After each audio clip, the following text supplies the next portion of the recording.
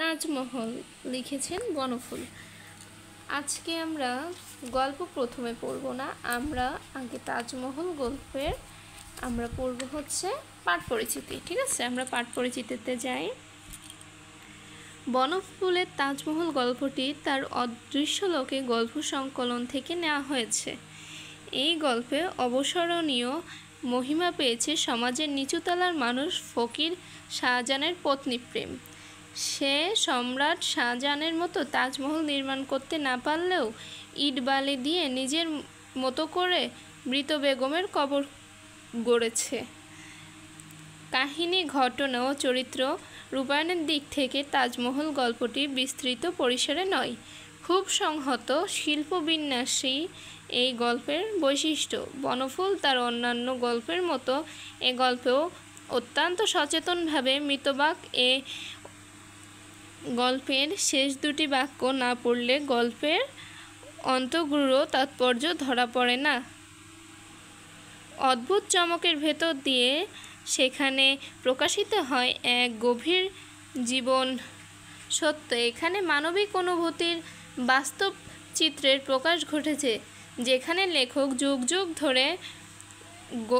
যুগ ধরে গড়ে ওঠা মানবিক সম্পর্কে মহিমান্বিত করেছেন। এ গল্পের লেখক মরিস মুখে আধখানা পচে গেছে, ডান দিকের গালটা নেই, দাঁতগুলো বিভৎসভাবে বেরিয়ে পড়েছে, দুর্গন্ধে কাছে দাঁড়ানো যায় না।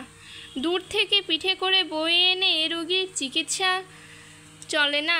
আমি ইনডোরেও জায়গা নেই তখন, অগাত্য হাসপাতালেই বারান্দাতেই থাকতে বললাম। বারান্দাতেও কিন্তু রাখা গেল না শেষ পর্যন্ত। ভীষণ দুর্গন্ধ।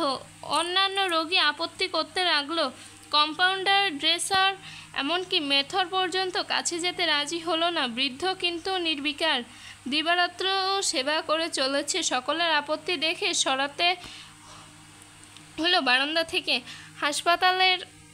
হাসপাতালের কাছে একটা বড় গাছ ছিল, তারই তলায় থাকতে বললাম, তাই থাকতে লাগলো। হাসপাতাল থেকে রোজ ওষুধ নিয়ে যেত, আমি মাঝে মাঝে গিয়ে ইঞ্জেকশন দিয়ে আসতাম। এভাবেই চলছিল।